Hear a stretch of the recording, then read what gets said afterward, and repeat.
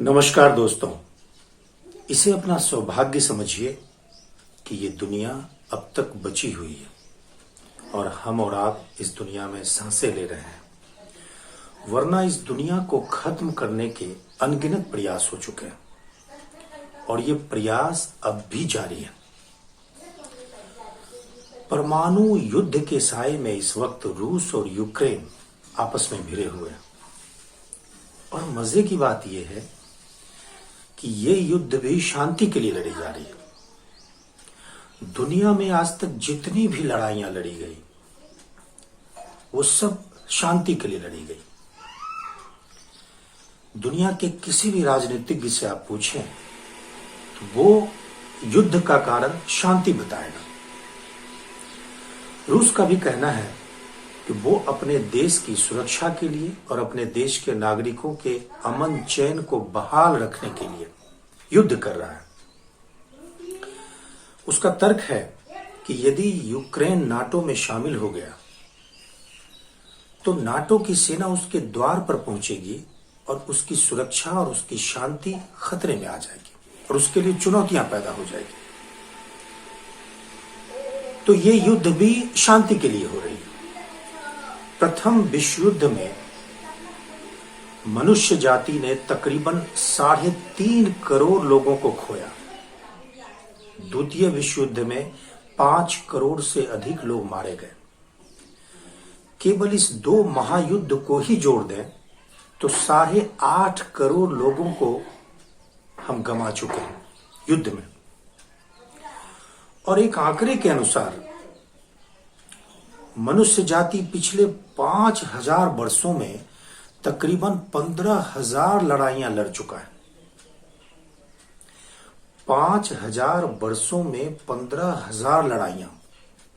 जरा सोचिए कि हम क्या कर रहे हैं। हर वर्ष हम युद्धरत हैं। कभी कभी बड़ा आश्चर्य लगता है कि क्या ये दुनिया इतना युद्ध पिपासु है, युद्ध की इतनी भूखी है दुनिया कि 5000 वर्षों में 15,000 लड़ाइयां। हम चैन से कब बैठे? कितने वर्ष ऐसे रहे होंगे, कितने पल ऐसे रहे होंगे जब हम युद्धरत नहीं रहे। और गौर ये फरमाने वाली बात है कि ये सारी लड़ाइयां बड़े स्तर पर हुई हैं जिन्हें गिना जा सका। उन युद्धों की, उन लड़ाइयों की तो इसमें बात ही नहीं है जो बहुत छोटे स्तर पे हुई, जो संज्ञान में नहीं आ सका। तो ये तो मनुष्य जाति का इतिहास है। तो दुनिया तो कब का खत्म हो चुकी होती, दुनिया तो कब का खत्म हो गई होती, क्योंकि हमने प्रयास तो किया, लेकिन उस वक्त हमारे पास विज्ञान की ताकत नहीं थी, हमारे पास परमाणु बम नहीं था, तो हमारे प्रयास विफल हो गए। लेकिन आज विफल नहीं हो सकता, क्योंकि अब हमारे पास विज्ञान की ताकत है। एक तो हम दुनिया को खत्म करना चाहते हैं और दूसरा कि हमारे पास अब इसकी ताकत भी है। और एक बार खत्म करने की ताकत नहीं, आज हमने इतने बम और इतने हथियार इकट्ठे कर लिए हैं कि इस दुनिया को 7 बार खत्म किया जा सकता है। एक बार चूक भी जाए हम कि दुनिया खत्म ना हो तो दूसरा प्रयास कर सकते हैं, तीसरा प्रयास कर सकते हैं। हम 7 बार इस दुनिया को खत्म करने में सक्षम हैं। अब जरा सोचिए कि हम किस दिशा में जा रहे हैं। यूक्रेन की एक ताजा तस्वीर आपके दिल को दहला देगी। एक वृद्धा यूक्रेन छोड़कर अपने परिवार के साथ पड़ोस के देश में पनाह लेती है और जब वहां मीडिया से मुखातिब हुई तो उसने कहा कि रात रोते रोते कटी है और मैं सो नहीं पाई। सो इसलिए नहीं पाई कि सुबह किस बात के लिए जगूं, मेरे पास सुबह है कहां, अब तो मेरे पास रातें ही रातें हैं। जरा सोचिए कि एक वृद्धा जिसकी उम्र अब आराम करने की है, चंद सांसें जीवन के जो कुछ थोड़े से वर्ष उसके रह गए हैं, वो सुकून से जीना चाहती है। जीवन भर जो उसने अर्जित किया वो सब पीछे छूट गए। अपने देश में घर, परिवार, समाज और संपदा, और जान बचाने के लिए अपने परिवार के साथ किसी और देश के द्वार पे खड़ी है। उसकी रात कैसे कटेगी? किस सुबह के लिए उस रात को सोएगी? किस सुबह के लिए वो सोना चाहेगी? ये स्थिति है। हिरोशिमा में जब बम गिरा था तो एक दृश्य काफी दहलाने वाला था। वैसे तो वो पूरा ही दृश्य दहलाने वाला था, लेकिन एक दृश्य की चर्चा हुई थी कि जिस दिन बम गिरा वो दिन भी सामान्य सा दिन था। उस दिन भी रसोई में खाना बन रहा था। लोग काम पर जाने के लिए जूते बांध रहे थे, कुछ लोग निकल गए थे, कुछ लोग अपने प्रिय से मिलने के लिए जा रहे थे। बच्चा स्कूल बैग अपने पीठ पर लादे स्कूल जाने की तैयारी में। उसके मन में होमवर्क की बातें हैं। अगली छुट्टियों में वो क्या करेगा, किस मित्र से मिलेगा, ढेर सारी प्लानिंग है उसके भीतर। और अचानक एक परमाणु बम गिरता है और वो वहीं उस दीवार पर चिपक जाता है। ऐसी मौत कि दीवार पर तत्क्षण चिपक जाता है। जरा सोचिए कैसा भयानक मंजर है। 100 डिग्री तापमान पे पानी भाप बनकर खत्म हो जाता है, उड़ जाता है। और 1000 डिग्री भी नहीं, 1,00,000 डिग्री भी नहीं।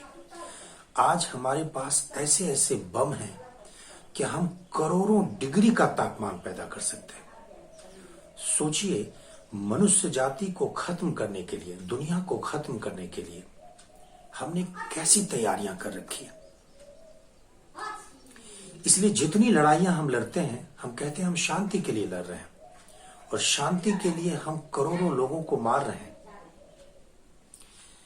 एक तरफ हम स्कूल बनवाते हैं, अस्पताल बनवाते हैं, मंदिर बनवाते हैं, मस्जिद बनवाते हैं, गिरजाघर बनवाते हैं, गुरुद्वारे बनवाते हैं, और दूसरी तरफ हम परमाणु बम भी बनवाते हैं।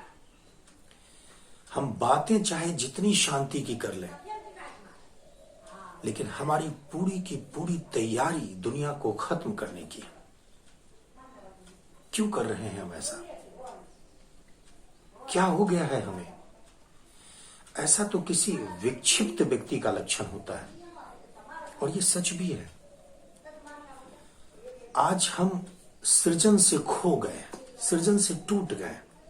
हमारे भीतर सृजन की धारा नहीं बह रही है। एक सृजनशील व्यक्ति युद्ध में रुचि नहीं लेता। वो कविताएं लिखता है, कहानियां लिखता है, पेंटिंग्स बनाता है, चित्र बनाता है, वो तस्वीरों में रंग भरता है, वो पौधे लगाता है, वो पौधों को पानी देता है, वो किसी की होठों पे मुस्कुराहट छोड़ता है, किसी के आंसू पोंछता है। एक सृजनशील व्यक्ति, एक प्रेम पूर्ण हृदय वाला व्यक्ति युद्ध में रुचि नहीं लेगा, युद्ध में रस नहीं लेगा, बल्कि वो युद्ध खत्म करेगा।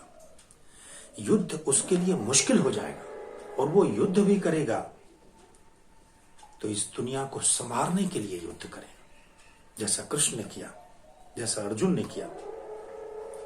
कि युद्ध की कोई इच्छा नहीं है, लेकिन युद्ध करना पड़ रहा है ताकि सत्य का साम्राज्य स्थापित हो।